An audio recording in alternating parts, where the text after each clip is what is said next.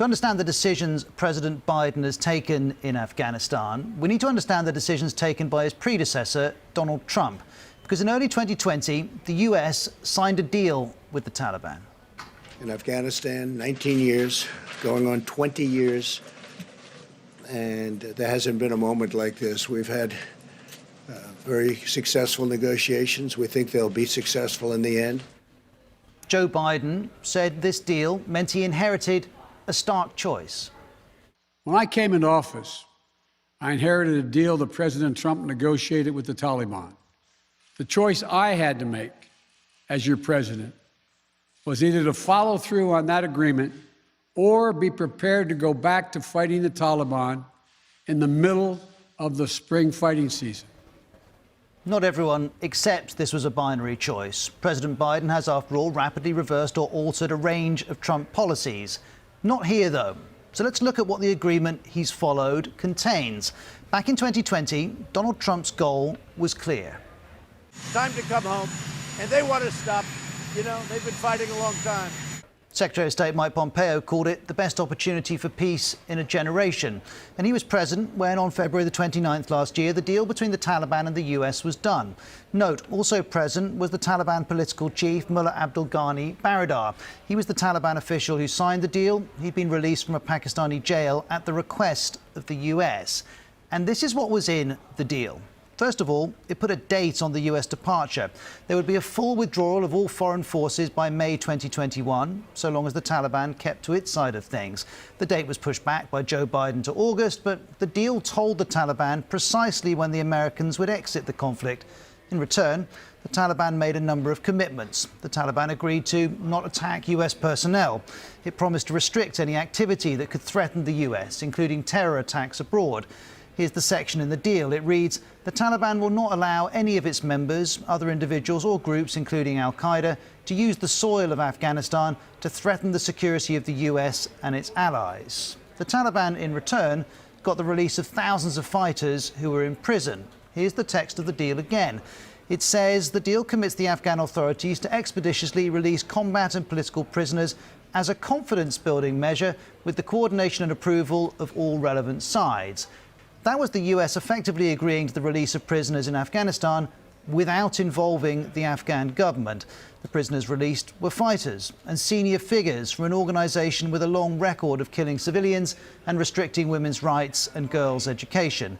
It was billed, remember, as a confidence-building measure. No doubt it was for the Taliban, less so for many others, and for good reason. Subsequent research by the Afghan Peace Dialogue Project in Northern Ireland found that former Taliban prisoners were participating in combat, being killed fighting, being taken prisoner, and one case of an ex-prisoner being involved with revenge assassinations. The deal also contains multiple references to the need for a political settlement in Afghanistan.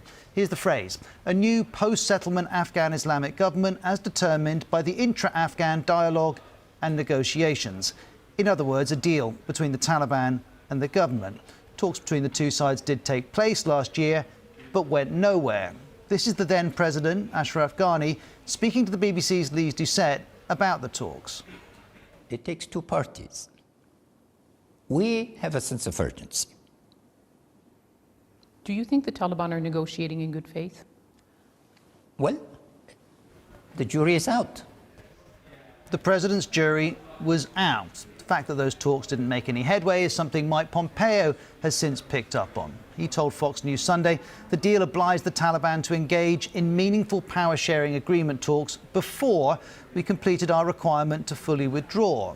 He would put the failure to enforce that at President Biden's door. Other former Trump officials think the problem was in the deal itself. Donald Trump's second national security advisor, H.R. McMaster, has since bluntly dismissed it as a surrender agreement. There was another concern too. In the months that followed, the Times correspondent Anthony Lloyd reflected, I can't think of a recent successful peace deal which has excluded the government from negotiations. More recently, Lisa Curtis, an Afghanistan expert who served during the Trump administration, has described the Doha talks as an unfair negotiation because nobody was looking out for the interests of the Afghan government. Well, as the Taliban advanced through June and July, President Biden's emphasis was on the Afghan government taking responsibility. We gave them every tool they could need. We paid their salaries, provided for the maintenance of their Air Force. We gave them every chance to determine their own future. But the government Joe Biden wanted to have the strength and confidence to resist the Taliban was the same government the Americans left outside the negotiating room in Doha. It's the government the US didn't tell before leaving Bagram Air Base in July. Perhaps in the end, rather than building confidence, the deal did the reverse for the government when its relationship with Afghans was already fragile. All of which doesn't explain everything about the Taliban's takeover, nor does it settle the rights and wrongs of the US withdrawal. It does, though, help us understand the consequences of that withdrawal. Remember Abdul Ghani Baradar? He went from prison in Pakistan to talks with the Americans, and now to this, a triumphant return to Afghanistan last week. He's now a central figure as the Taliban plans a new government. Then there's Ashraf Ghani, the man not at the negotiating table in Doha. When the talks were happening, he was president, an elected president. Last week, he was in exile, posting statements on Facebook and being told by the US that he was no longer a figure in his country. And then there's Joe Biden and the US, not budging an inch. I stand squarely behind my decision. After 20 years, I've learned the hard way that there was never a good time to withdraw US forces. Which leads us back to the deal. When it was done, both sides had their top priority, the outcome they wanted above all else. For the US, it was getting out. For the Taliban, it was getting power. And now, the Americans are leaving. Donald Trump wanted this, Joe Biden wants this. Not in these circumstances, of course, but he wants it to happen all the same. And then there's the Taliban. It now controls the streets and the country. Both priorities have come to pass, and the Doha deal played its part in making sure they did.